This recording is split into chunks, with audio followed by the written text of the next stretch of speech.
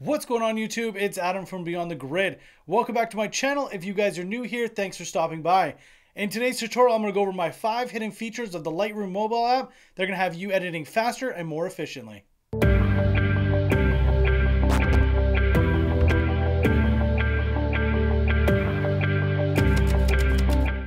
Okay, so the first hidden trick I'm going to be showing you guys is almost not a hidden trick, but it is a new way of doing things. It's going to be how to get user presets as a one-click option. The old way of doing this was importing a DNG file, taking that file, copying the settings, and applying them to a new photo.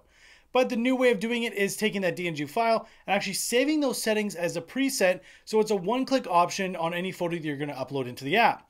So let's hop in the app. I'm going to show you guys how to do this really quickly. Okay, so to find the preset section, scroll to the very right and you're going to find the little section that says presets.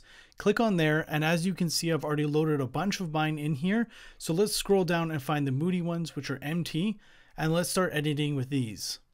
So as you can see, you literally click and it edits, and it's really simple and it's going to save you a ton of time. Okay, so let's say you guys don't have presets already, but you guys have had photos in the past that you guys have edited and you really liked how they looked. So what you want to do is you want to open up one of those, click on the 3 dots in the top right hand corner, click create preset, name the preset whatever you want. So let's call this one Moody 1. Go to preset group. I always select this as user presets and click the check mark. And that's literally how you do it. As you guys can see, it's pretty easy to create presets now, and it's gonna have you guys being able to use them as a one-click option rather than going back, copying and pasting it several times to find out which one's gonna work. So if you guys are looking for some presets, I do have some available. I'll link those down below and you guys can check those out. So let's jump into tip number 2. It's gonna be how to control your settings and fine tune them so you can get it to where you want. So let's hop into the app. I'm gonna show you guys how to do this quickly, and let's move on to number 3. So let's say you're in Lightroom and you're starting to begin your edits. The old way of doing things was grabbing the slider and starting to move it around. The only thing is this wasn't very accurate and it was kind of hard to get things fine-tuned because your finger might slip. So with this tip, you can actually go up in increments by tapping on either side of the line, and it'll go up in either increments of 0.10 or 0.5.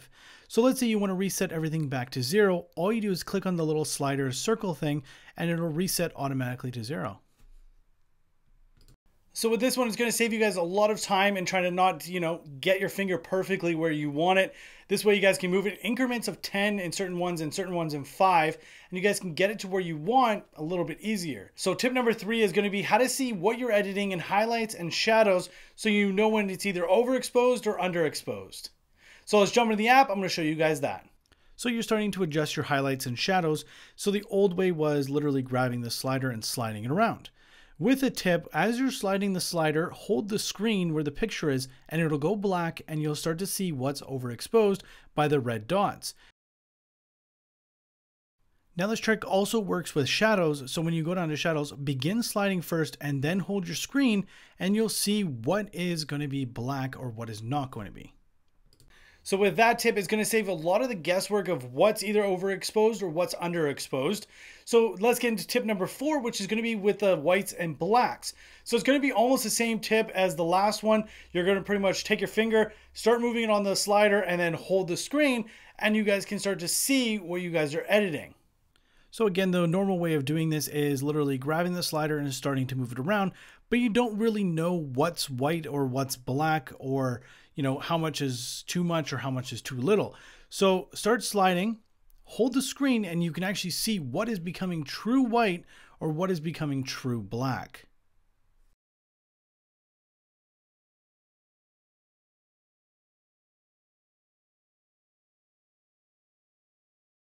So the last tip I'm going to have for you guys is how to see what you guys are controlling when you guys are moving the details, which is sharpening and noise reduction.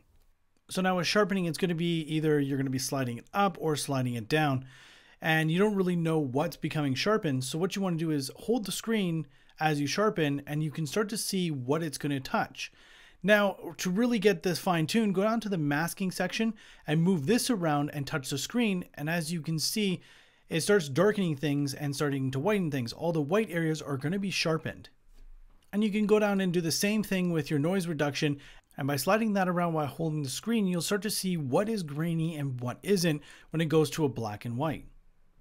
So as you guys can see, that's going to allow you to kind of fine tune and see what you are sharpening or reducing in noise, and you're not really guessing and just kind of willy-dilly throwing it out there. So if anything in this video helped you guys at all, make sure you guys are hitting that like button. If you guys are not a subscriber, I mean, why aren't you? Hit that subscribe button, and until the next video, take care, everybody. Wishing it would